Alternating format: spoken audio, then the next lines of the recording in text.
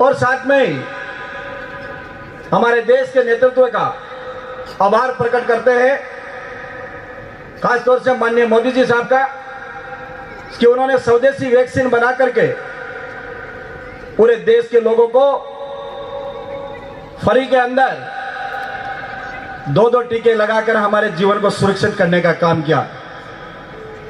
यह हमारे लिए बहुत बड़ा काम था।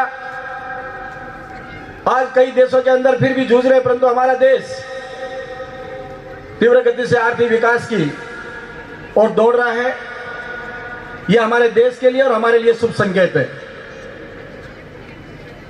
अभिभावकों से निवेदन करना चाहूंगा कि आप लोगों ने जो समय निकाला है बच्चों का उत्साहवर्धन करने के लिए, अपने बच्चों की परफॉर्मेंस देखने के लिए, अपने बच्चों का रिजल्ट देखने के लिए, मैं आपको भी धन्यवाद और साधुवाद देना चाहता हूं। एक बार सभी अभिभावकों के लिए जोरदार तालियां बजा करके उनका स्वागत करें आप लोग।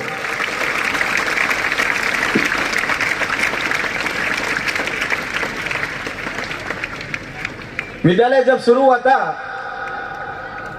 तब मैंने खुद ने कल्पना नहीं की थी कि एक छोटा सा पौधा लगाया है वो इतना बड़ा वट वृक्ष बन जाएगा। इसकी जड़ों को हमने सींचने का काम किया और पूरे तन मन से काम किया, बड़े अनुशासन से काम किया और उसका परिणाम हमारे क्षेत्र के छात्र छात्राओं को तो फायदा हुआ ही हुआ,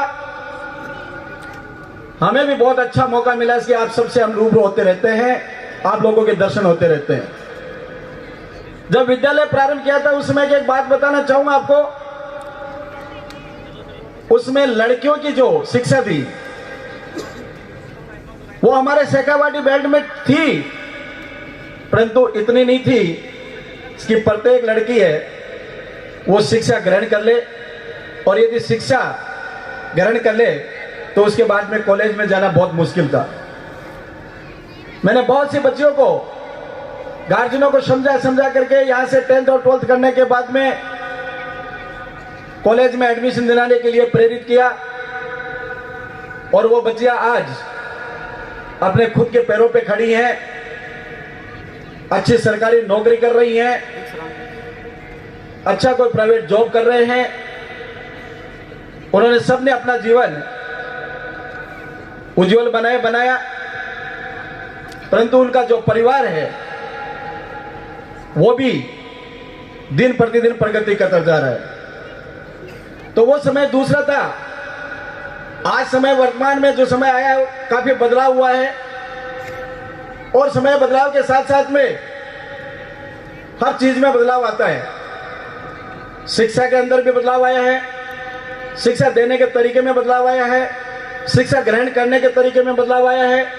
यानी जिस प्रकार से समय का परिवर्तन हुआ, परिवर्तन के साथ साथ में हर क्षेत्र में परिवर्तन होता जा रहा है।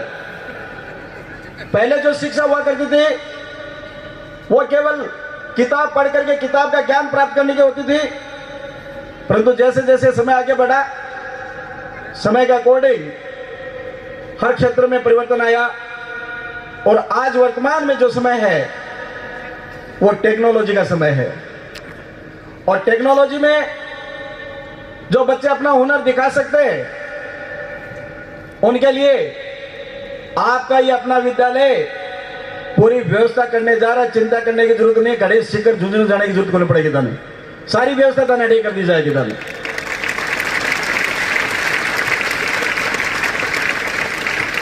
किसी भी काम करने में समय लगता है, परंतु समय तो लगेगा। हमारी भरसक कोशिश है कि जो चीजें आपको शिखर झुंझुनू में या जयपुर जाने के लिए जाना पड़ता है, उससे छुटकारा दिलाने का हर संभव प्रयास करेंगे कि आपको सस्ती और गुणवत्तापूर्वक शिक्षा वो आपके खुद के एरिया में उपलब्ध हो, और अपना जीवन है उसको उज्जवल बनाने में आप कामयाब हो सके। जितने भी अभिभावक आए हैं उनसे भी निवेदन करना चाहूंगा कि मात्र केवल स्कूल भेजने से ही आपका बच्चा है वो पढ़ाई नहीं कर पाएगा। आप लोगों को भी उसको समय देना होगा। अब कईयों को कहते हैं इसकी थोड़ा टाइम दिया करो ना पे बोले तारकिन क्या कर ले जवाब यो आवे डालने से और टाइम देने का मतलब ये नहीं कि आप पूरे दिन उनके पास बैठे, क्योंकि वर्तमान समय के अंदर जो एक तो सबसे बड़ी बीमारी सोशल मीडिया की आई है, और ये जो एंड्रॉइड मोबाइल फोन है ये हमारे बच्चों का दुश्मन है। बहुत बार जो भी गार्जियंस मेरे से मुलाकात करते हैं उनको बार बार हम बताते हैं कि बच्चे को मोबाइल से दूर रखना है, मोबाइल की आवश्यकता नहीं है उनको। और कई तो क्या कहे श्री गुरुजी वो मोबाइल को तो उपयोग करे क्यों करे, बोले मैं भी कमाए पढ़ने लाग रही हूं। क्या कमाए? मोबाइल कमाए। मोबाइल में मैं कहता हूं 12th क्लास तक किसी भी चीज को पढ़ने की जरूरत नहीं है। स्कूली शिक्षा होती है, उसके अंदर जो स्कूल के अंदर जो शिक्षा दी जा सकती है वो आप किसी दूसरे प्लेटफॉर्म से प्राप्त नहीं कर सकते, चाहे वो ऑनलाइन हो चाहे किसी भी प्रकार की हो। यानी कि फेस टू फेस जब बच्चा पढ़ता है, स्कूल में आता है, टीचर संवाद करता है, टीचर से बच्चा संवाद करता है, उस पढ़ाई के अंदर जो गुणवत्ता हो सकती है वो किसी दूसरे प्लेटफॉर्म पर नहीं मिल सकती है। तो निवेदन करना चाहूंगा कि मोबाइल से जितनी दूरी बना के बच्चों की रख सकते हैं उतनी मोबाइल से दूरी बना के रखें। अब कई तो बच्चे भी सोच रहे होंगे इसकी सर आज दियो आप लोग काम दो, ये चीज आप लोगों के लिए नहीं है। जिस दिन आपको इसकी आवश्यकता होगी उस दिन आप अपने आप में इतने सक्षम हो जाएंगे कि घर वालों से मोबाइल मांगने की जरूरत नहीं पड़ेगी आपको। अपने आप को तैयार कीजिए। समय जो आपका है पढ़ाई का उसका पूरा सदुपयोग करें आप लोग, और सदुपयोग करते करते अपने आप को इतने अच्छी तरह से तैयार कर ले कि जब भी आप परीक्षा में बैठे तो आपको हताशा और निराश नहीं होना पड़े। अभी मार्च महीने में आपकी बोर्ड परीक्षाएं आ रही हैं, कक्षा 10, 12, 8 और 5 के। विद्यालय पूरा प्रयास कर रहा है, जितना समय विद्यालय दे सकता है उतना देने की कोशिश कर रहा है। संडे को भी आपके क्लासेस लगाने का पूरा प्रयास करते हैं, परंतु उसके साथ में अभिभावकों से हम उम्मीद रखते हैं कि विद्यालय जो आपको गाइडलाइन दे उसका अनुपालना करते हुए अपने बच्चे का ध्यान रखें। ये 1-1.5 महीने की बात है, इसमें आप लोग जरूर इनको सुबह शाम 1-1 घंटे का टाइम दें, इनके साथ बैठे, इनसे बात करें, इनकी परेशानियां वो पूछे आप लोग। और यदि आपको लगता है कि बच्चे की समस्या है तो आपको विद्यालय में संपर्क करना चाहिए। अब कई कहते हैं इसकी टाइम नहीं है, टाइम सबके पास है, समय को हमें एडजस्ट करना पड़ता है। आपके विद्यालय में जो अध्यापक पढ़ाते हैं इनको भी टाइम नहीं होता, इनको भी संडे को क्लास लेते ही भी, किसके लिए? इन बच्चे को भविष्य के लिए। और ये सब अध्यापक सोचते हैं कि मेरे सब्जेक्ट के अंदर मेरे बच्चे हैं वो बहुत अच्छी तैयारी करके अच्छे परसेंटेज लें, ताकि जब यहां से आगे निकलेगा तो इसको पीछे मुड़ के नहीं देखना पड़े, इसको ये नहीं सोचना पड़े मेरा एडमिशन आगे होगा कि नहीं होगा। उन चीजों के लिए लगातार पूरे विद्यालय की जो टीम है वो प्रयास करती रहती है। उस प्रयास में आप लोगों की भागीदारी सुनिश्चित करें। आप लोग थोड़ा समय निकालने के हर संभव प्रयास करें, अपने बच्चों को मनोबल बढ़ाएं, उत्साहवर्धन करें, और उनकी जो भी छोटी मोटी समस्याएं हैं उनमें आप शरीक होकर के उन समस्याओं का निदान करने में प्रत्येक अभिभावक अपनी भूमिका निभाने की कोशिश करे। फिर भी आपको लगता है इसकी विद्यालय के अंदर आने से आपकी समस्या का हल हो सकता है, निश्चिंत होकर के आप कब भी 24 घंटे आपके विद्यालय के द्वार खुले रहते हैं। जब भी आप विद्यालय परिवार के सामने कोई भी समस्या रखेंगे, हमारे से जो भी बन पड़ता है या बन पड़ेगा, निश्चित रूप से आप लोगों का सहयोग करेंगे, उसमें मार्गदर्शन करेंगे।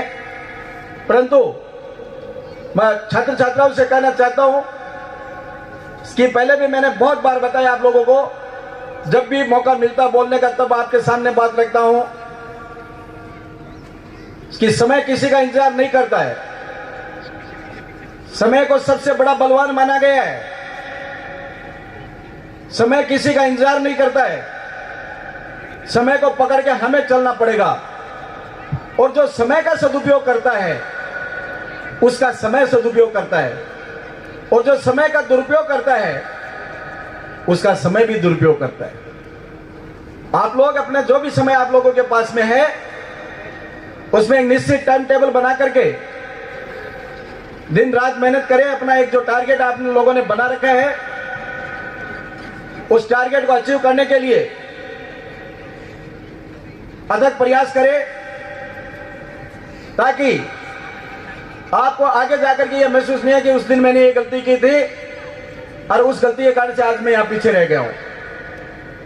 तो आप लोग अपने समय को ध्यान में रख करके, अपने खुद की मॉरल ड्यूटी को ध्यान में रख करके अपने काम को सही अंजाम दे और तेज गति से आगे बढ़े आप लोग,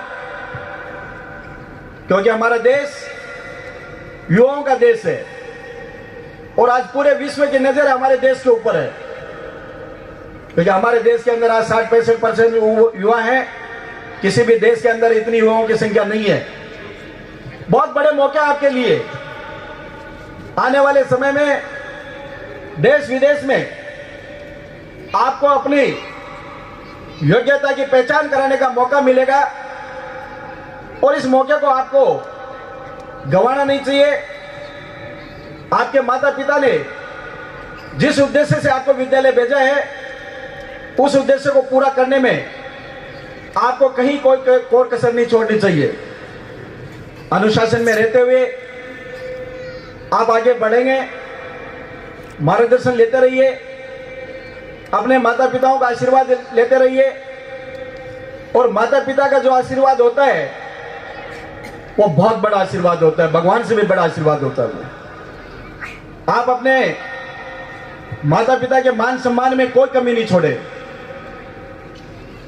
हर स्टूडेंट का फर्ज बनता है कि अपने माता पिता का मान सम्मान आप जितना करेंगे आपका आचरण उतना सुंदर और अच्छा होगा, आप उतने बड़े बनेंगे।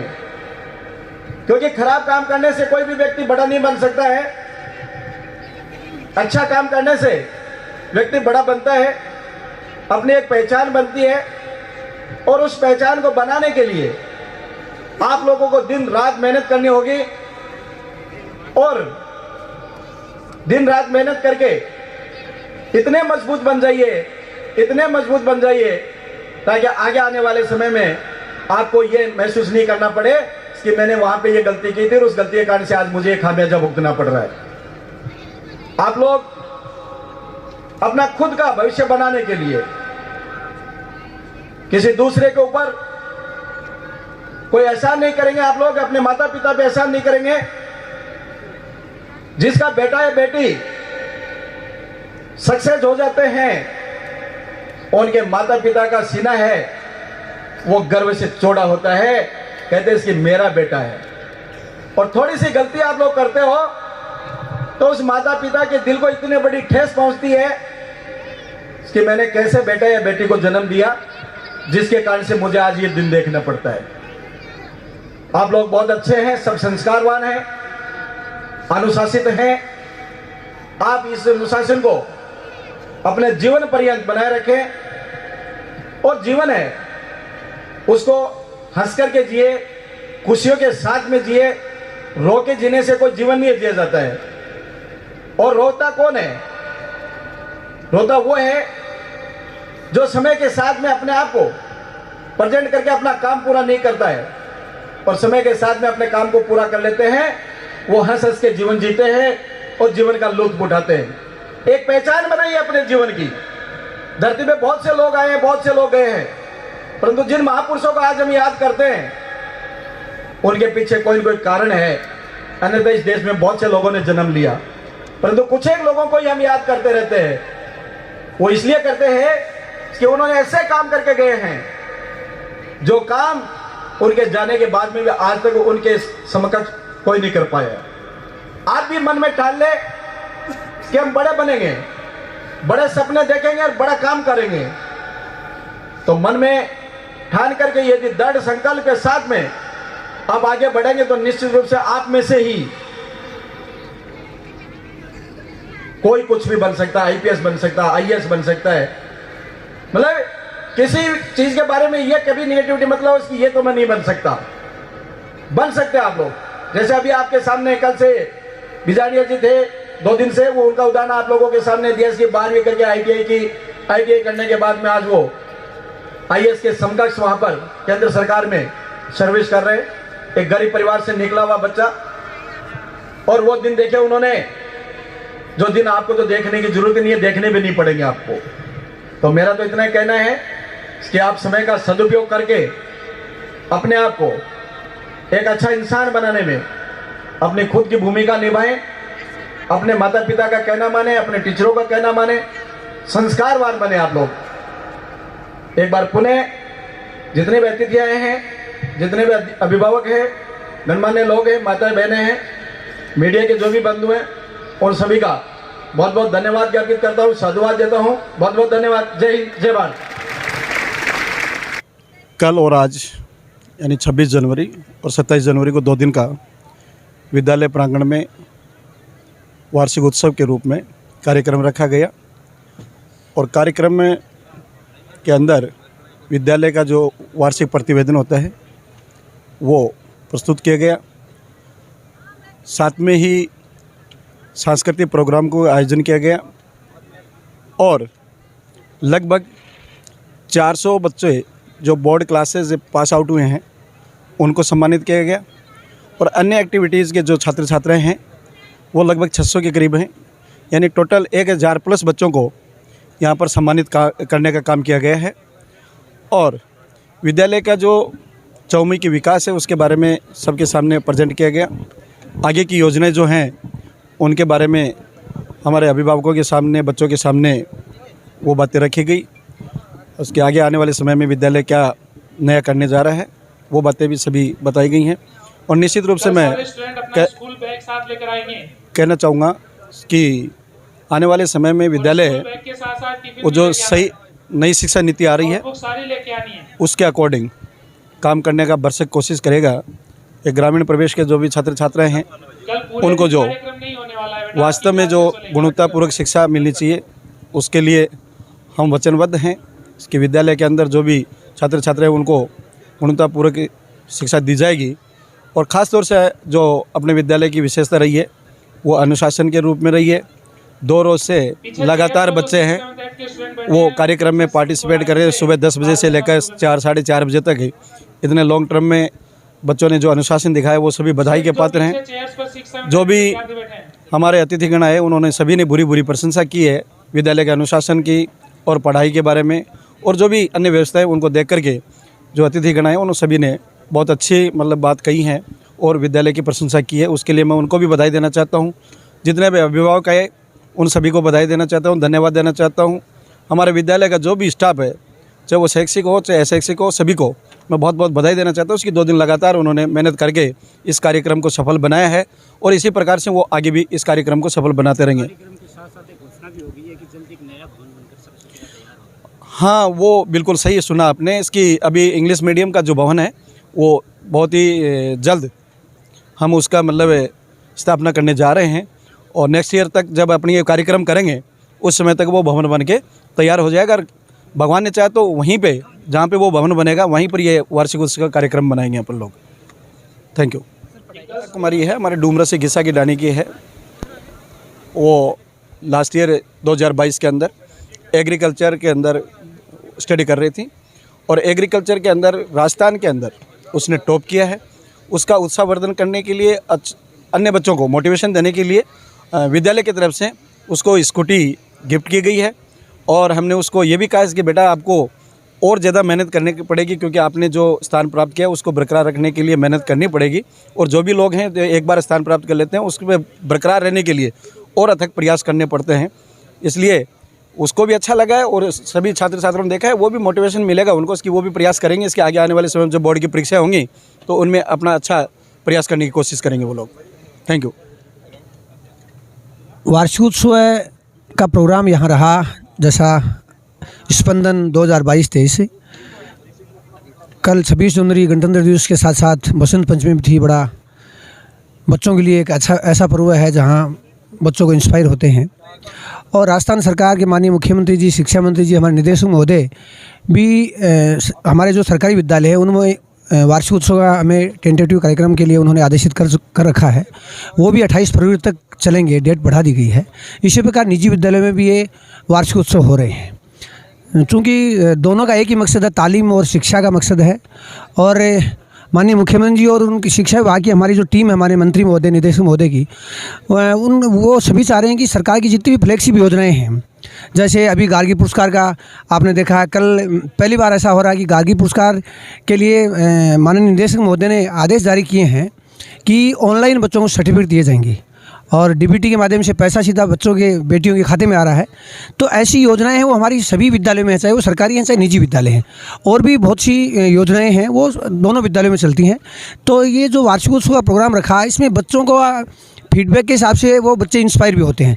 और दूसरी बात है, जो बच्चे प्रतिभावान बच्चे हैं, मुझे खुशी इस बात की है कि एक बेटी है, उसको मेरे गांव की, चूँकि डूमरा की बेटी है, उसको स्कूटी दी गई है। तो इस प्रकार बच्चे जो हैं वो मोटिवेट होते हैं ऐसी चीज़ों से। तो वो किसी भी, चाहे निजी विद्यालय हैं चाहे हमारे राजकीय विद्यालय में तो सरकार की ऐसी योजनाएं, चाहे वो ड्रेस की है, चाहे दूध की योजना है, चाहे बहुत सी हमारी वो योजनाएं, छात्रवृत्ति योजनाएं हैं, वो निजी विद्यालय में चलती हैं। जैसे गार्गी पुरस्कार के बारे में मैंने बताया, अभी हमारे इंस्पायर अवार्ड अभी नवलगढ़ में जिले लेवल के हुए हैं। तो ये हमारे दोनों सभी का साथ चलता है। इसलिए ऐसे प्रोग्राम जो होते हैं वो बच्चों के लिए अच्छे रहते हैं और इससे बच्चे आगे तालीम और शिक्षा के क्षेत्र में बहुत आगे बढ़ते हैं। धन्यवाद।